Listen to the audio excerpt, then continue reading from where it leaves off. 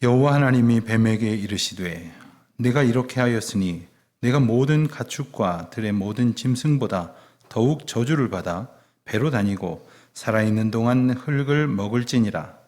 내가 너로 여자와 원수가 되게 하고 네 후손도 여자의 후손과 원수가 되게 하리니 여자의 후손은 네 머리를 상하게 할 것이요 너는 그의 발꿈치를 상하게 할 것이니라 하시고 또 여자에게 이르시되 내가 네게 임신하는 고통을 크게 더하리니 네가 수고하고 자식을 낳을 것이며 너는 남편을 원하고 남편은 너를 다스릴 것이니라 하시고 아담에게 이르시되 내가 네 아내의 말을 듣고 내가 네게 먹지 말라 한 나무의 열매를 먹었은즉 땅은 너로 말미암아 저주를 받고 너는 내 평생에 수고하여야 그 소산을 먹으리라.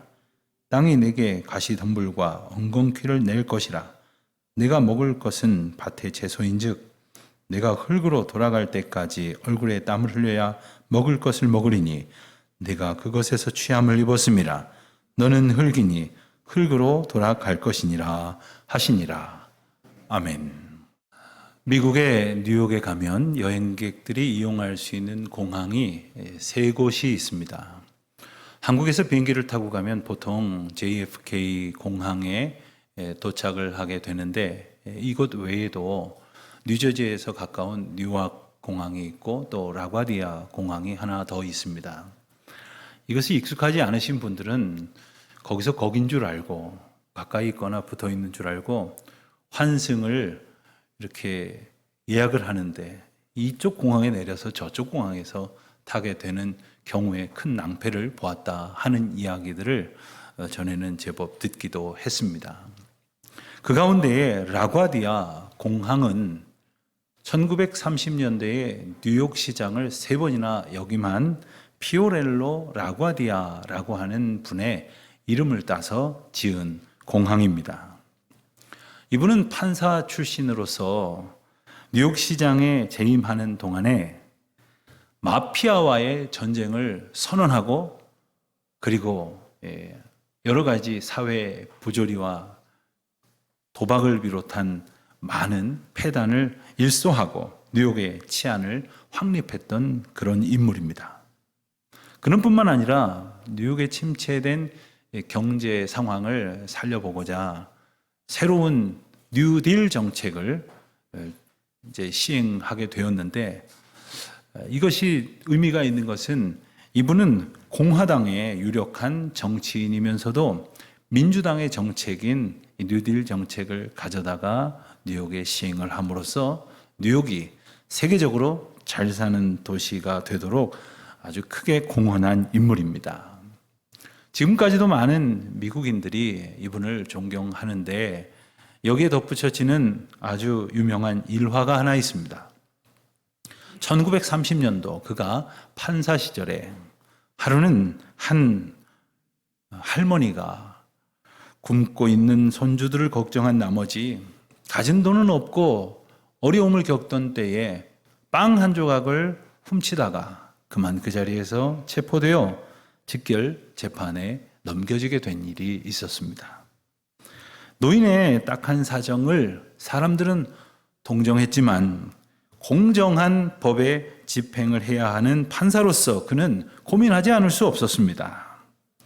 잠시 숙고한 끝에 그는 이렇게 판결을 내렸습니다. 아무리 사정이 딱해도 남의 것을 훔치는 것은 잘못입니다. 법은 만민에게 평등하고 예외가 없기에 저는 이 시간 법대로 판결할 수밖에 없습니다 하면서 벌금 $10를 선고하게 됩니다. 이 할머니에게는 너무나 큰 돈이었습니다. 노인의 딱한 사정 때문에 선처를 기대했던 청중들은 나름대로 실망하기도 했습니다.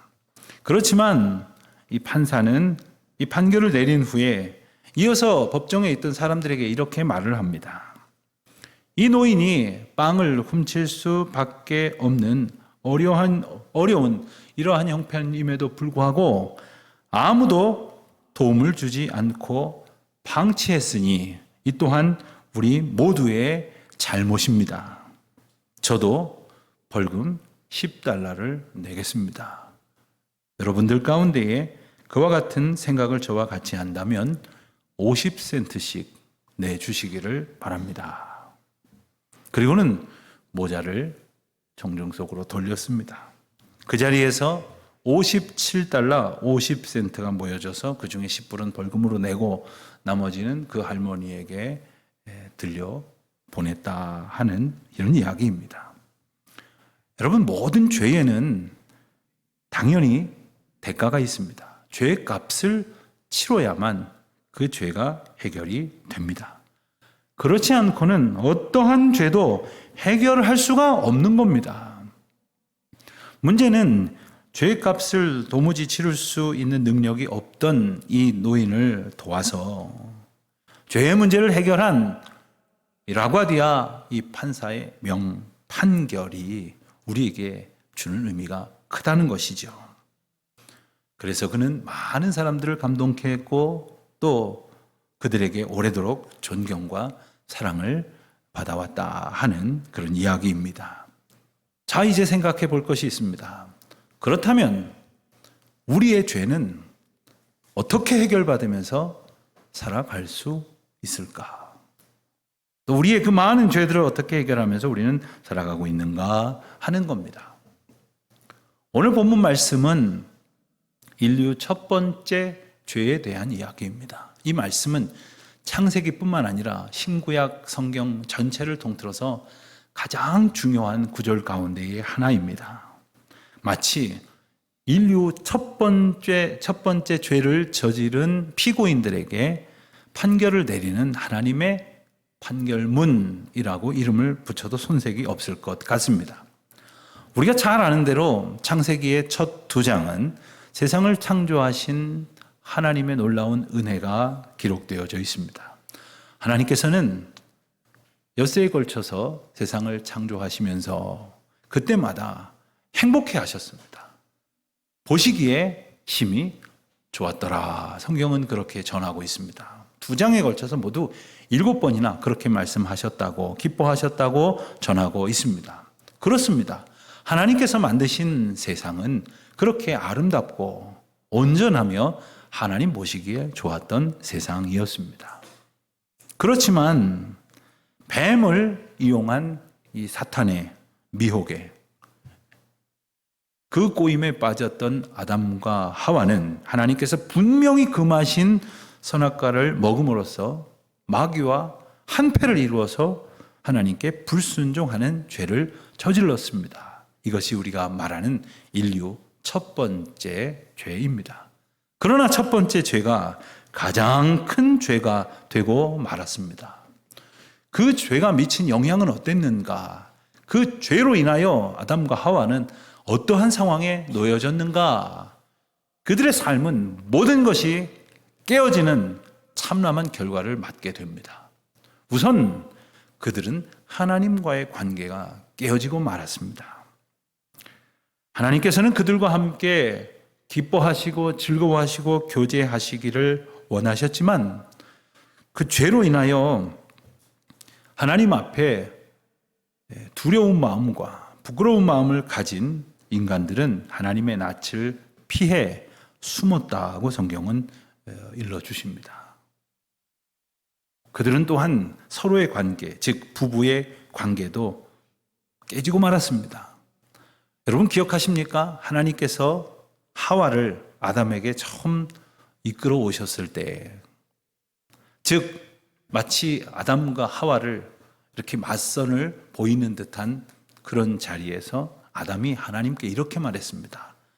얼마나 그냥 한눈에 반해버렸는지, 이 사람은 내 뼈 중에 뼈요 살 중에 살입니다. 이토록 귀하고 그리고 내 마음에 흡족한 사람이 없다 하며 기뻐하는 고백을 하지 않았습니까? 그러나 아담은 선악과를 먹은 그 범죄한 후에는 그 죄의 경과를 물으시는 하나님 앞에 당신이 만들어서 내게 보내신 저 여자가 내게 준 그 과일을 먹었습니다 하고 그 여자에게 책임을 전가하고 궁극적으로는 그 여자를 지어 보내신 하나님을 원망하는 참으로 참람한 태도를 취했던 것이죠. 그들은 또한 자기 자신과의 관계도 어그러졌습니다. 자기 자신을 귀하게 여기지를 못했습니다. 그래서 자존감은 추락했고 스스로를 부끄러워했고 수치스럽게 여겨서 남들의 눈을 의식하여 피했습니다. 숨었습니다. 뿐만 아닙니다. 하나님께서 다스리라고 주신 이 자연과의 관계도 어그러지고 말았습니다. 오늘 우리가 읽은 것처럼 땅은 아담으로 인해서 저들이 범죄한 것으로 인해서 저주를 받았다고 했어요. 그래서 땅에서 귀하고 아름다운 소산을 많이 낼 것이 아니라 그것을 방해하는 그런 엉겅퀴를, 그리고 그들을 고통 가운데에 몰아서 소산을 일궈내기 위한 수고를 야기시켰던 것도 바로 그 죄의 결과였습니다. 자, 하나님은 이렇듯 그들에게 그 죄에 합당한 대가를 치르게 하셨습니다. 한마디로 심판을 하셨습니다. 그런데 이것이 그 죄의 결과로 인하여 심판으로 종결되는 것이 아니라 하나님은 놀라운 구원의 은혜를 이 시간에 베푸신다는 것을 우리는 보게 됩니다. 자, 왜 그러셨을까요? 죽을 죄를 저질렀는데 왜 하나님은 그들에게 구원의 은혜를 베푸셨을까? 말할 것도 없이 우리가 짐작하는 대로 하나님은 사람들을 사랑하셨기 때문입니다. 하나님은 사람을 지으실 때 자기의 형상을 따라 지으셨다고 말씀하셨어요. 하나님의 이미지, 이마고 데이, 하나님의 형상을 우리에게 넣어주셔서 우리로 하나님을 느낄 수 있게 하셨고 하나님과 교통할 수 있게 하셨고 하나님의 말씀을 알아들을 수 있게 하셨습니다. 우리가 영으로 하나님 앞에 예배할 수 있는 은혜를 얻은 것도 이 때문입니다. 그렇듯 하나님께서는 당신의 형상 따라 지음받은 인간을 사랑하셨고 기뻐하셨습니다. 그 존재만으로 행복해 하셨습니다. 그래서 언제나 가장 귀한 것으로 복주시기를 원하셨습니다. 그래서 범죄하였지만 그로 인하여 죽을 죄를 저질렀지만 구원의 은혜를 베푸신 것이지요. 그 구원의 약속이 바로 15절에 등장하는 말씀입니다. 15절입니다. 내가 너로 여자와 원수가 되게 하고 내 후손도 여자의 후손과 원수가 되게 하리니 여자의 후손은 내 머리를 상하게 할 것이요 너는 그의 발꿈치를 상하게 할 것이니라. 이렇게 말씀하셨습니다. 자, 이것은 뱀을 미혹하여 하나님의 창조 질서를 역행하게 하고 또 하와를 유혹하여 하나님의 명령을 저버리고 불순종하게 했던 그 사탄을 심판하시는 하나님의 처결이었습니다. 자, 그런데 어떻게 이 심판의 말씀이 인간을 향한 구원의 메시지라는 것일까? 우리는 이 구절을 보면서 하나님께서 우리에게 주시는 구원이 뭔지, 그리고 하나님은 어떻게 우리를 구원하시는지를 깨달아서 진정 구원의 감격 속에서 우리의 남은 삶을 살아가실 수 있게 되시기를 바랍니다. 먼저 구원이 무엇일까요?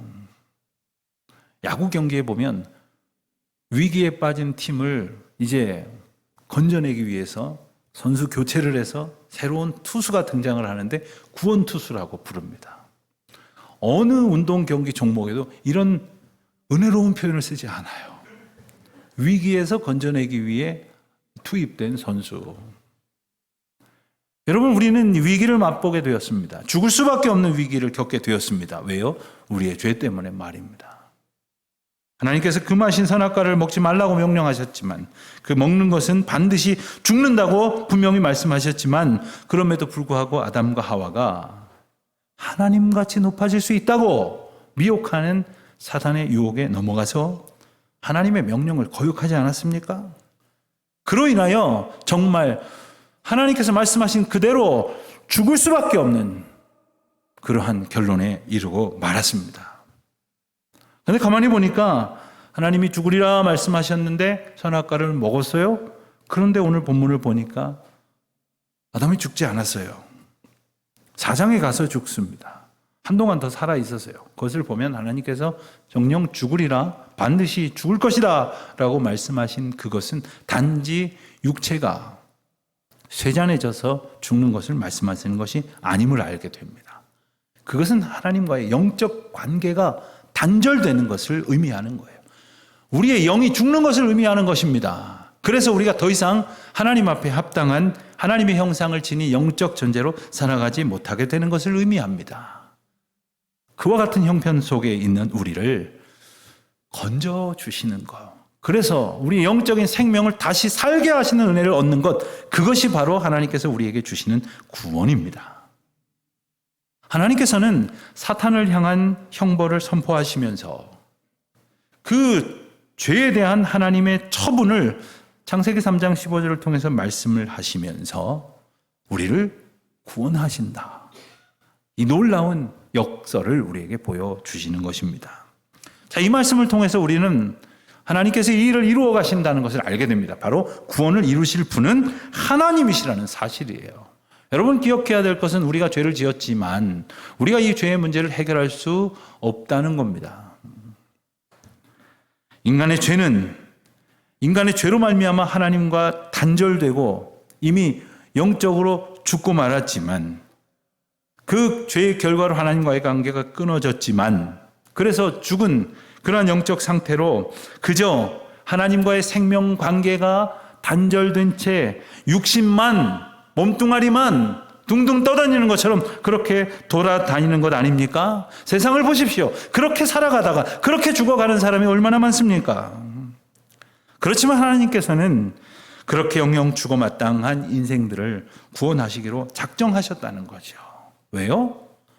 사랑하시기 때문에 말입니다. 하나님이 세상을 사랑하사 이처럼 사랑하셨다는 것, 독생자를 주시기까지 사랑하셨다는 그 사랑의 메시지를 우리는 모르지 않습니다.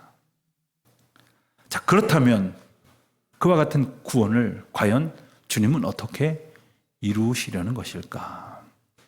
어떻게 죄로 인하여 죽은 인생을 구원하신다는 말씀일까?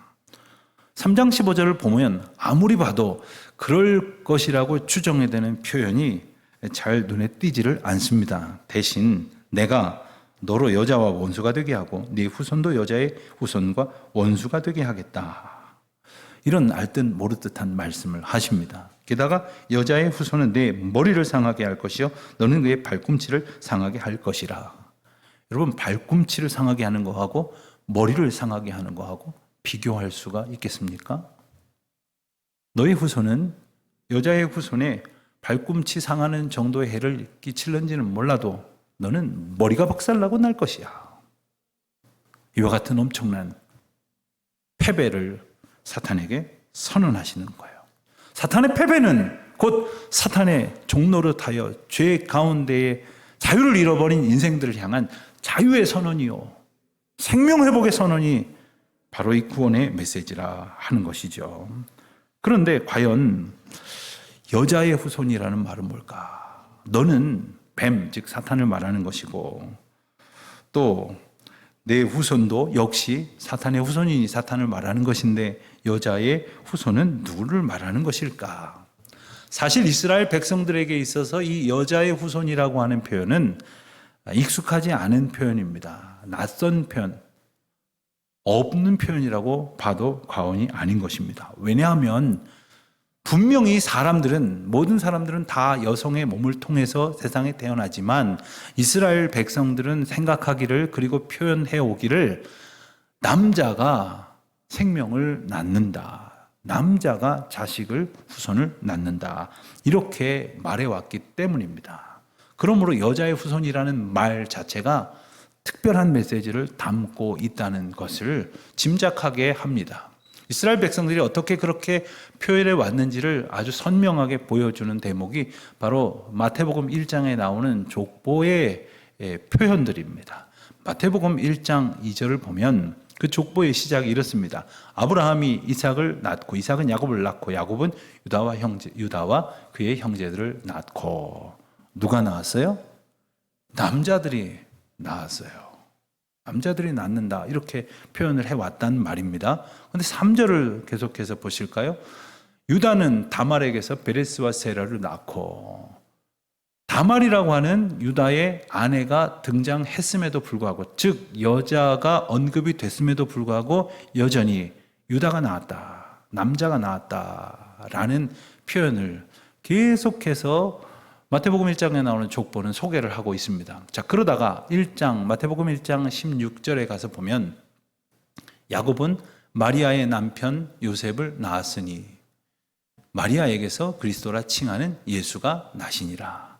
여기서 처음이자 마지막으로 남성이 아닌 여성 마리아가 누군가를 낳았다 하는 이야기가 등장을 하고 바로 그를 통하여 태어난 이가 예수 그리스도시라 하는 겁니다. 그러니 여자의 후손은 바로 예수 그리스도를 가리키는 것이고 모든 사람들과 특별히 구별하여 예수님의 오심을 이스라엘 백성들로 알게 하시기 위하여 이와 같은 예언의 말씀을 창세기 3장 15절에 담아두신 것입니다. 그런데 문제는 아직까지 인생은 아담과 하와 단 두 사람밖에 없는 형편이고 또 이 기록된 말씀을 들었을 때에도 아주 옛날이기에 이와 같은 말씀이 어떤 것을 의미하는지 아마도 반신반의했을 것입니다. 이것을 하나님께서는 더욱더 선명하고 분명한 예언의 말씀으로 붙들게 하시기 위해서 많은 세월이 지난 후에 이사야 선지자를 통해서 그 예언의 말씀을 한 번 더 선명하게 반복하십니다. 이사야 7장 14절 하반절 말씀을 보면 보라 처녀가 잉태하여 아들을 낳을 것이요 그의 이름을 임마누엘이라 하리라 이렇게 예고하셨고 그리고 이 말씀을 받아서 마태복음 1장 23절에서는 처녀가 잉태하여 아들을 낳을 것이요 그의 이름을 예수라 하라 하는 말씀으로 이사야 선지자를 통해서 하신 예언의 말씀이 예수 그리스도의 탄생으로 이루어졌다고 하는 것을 확증하는 말씀을 우리에게 전했던 것입니다. 그렇습니다. 이스라엘 백성들은 여자의 후손으로 세상을 구원할 메시아를 보냈을 것이라고 하는 이 말씀을 처음엔 알아듣지 못했을 수 있으나 이와 같은 놀라운 역사를 통하여 여자의 후손으로 태어난 예수 그리스도가 바로 하나님께서 약속하신 메시아이시고 하나님께서 약속하신 그 구원의 은혜를 베푸실 때가 되었다고 하는 사실을 분명하게 누구도 의심할 수 없도록 일깨워 주셨다는 거예요.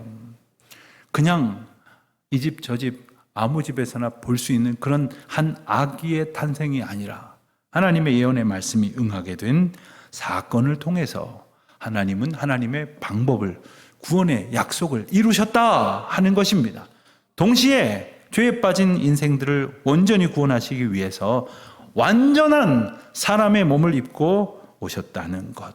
이것이 하나님의 구원의 방법인 것입니다. 그래서 오늘 이 말씀을 복음이라고 부르는 거예요. 우리는 복음 그러면 복음, 마태복음, 누가복음, 마가복음, 요한복음 해서 사복음서에 나오는 복음 이야기를 떠올릴 것입니다. 복음은 곧 신약 시대에 복음서가 기록된 시대에 예수님께서 행하시는 일들 속에서만 언급될 만한 것인 거라고 생각할지 모르지만 오늘 말씀은 분명히 죄로 인하여 죽을 수밖에 없는 그러한 어리석고 완악하고 연약한 인생들을 온전케 하시기 위하여 선포하신 구원의 약속이고 구원의 은혜라는 거죠. 그래서 오늘 복음을 복음 이전의 복음이다 이렇게 부르는 거예요. 프로토 에반겔리온이라고 부르는데 프로토라는 말은 이전에라는 뜻이고 에반겔리온이라는 말은 복음이라는 말입니다. 그러니까 복음 이전에 허락하신 복음. 이 복음을 통하여 우리 모두를 구원하시는 은혜가 비록 씻을 수 없는 큰 죄로 첫 번째 죄를 지었지만 주님의 그 크신 은혜로 첫 번째 구원을 얻게 하시는 것입니다. 사랑하는 성도 여러분, 인간은 죄의 결과로 말미암아 하나님과의 관계가 파괴된다고 말씀드렸습니다. 그리고부터는 죄의 종 노릇을 하게 되는 거예요. 그렇게 죽어갈 수밖에 없는 저와 여러분을 하나님께서 하나님의 놀라운 방법을 통해서 구하셨으니 이 얼마나 놀라운 은혜입니까? 주님 얼굴을 피해 숨었지만 하나님 친히 찾아주셨으니 이 얼마나 놀라운 은총입니까? 게다가 자신들의 잘못으로 인하여 땅이 저주를 받아서 아주 수고하고 땀 흘려야만 하는 그러한 세상에 살게 되었지만 하나님께서는 그들을 보호하시기 위하여 가죽옷을 지어주셨다 하니 이 얼마나 놀라운 은혜입니까? 가죽옷은 그냥 길거리에서 주울 수 있는 겁니까? 하나님께서 이들을 보호하시기 위하여 또 어떤 짐승의 희생을 보게 하셨죠. 그리고 하나님의 사랑을 입증해 주셨습니다. 예수 그리스도의 죽으심을 통해 우리 모두에게 그 사랑을 입증해 주신 것처럼 주님은 구원의 놀라운 은혜를 오늘 이 사건을 통해서 말씀하십니다.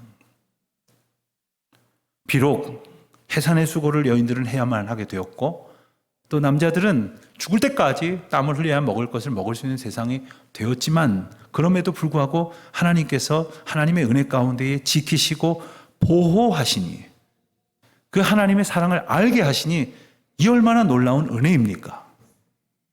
때로는 우리가 그런 기도를 할 때가 있어요. 하나님, 그렇긴 해도 저 좀 안 아프면 좋겠어요.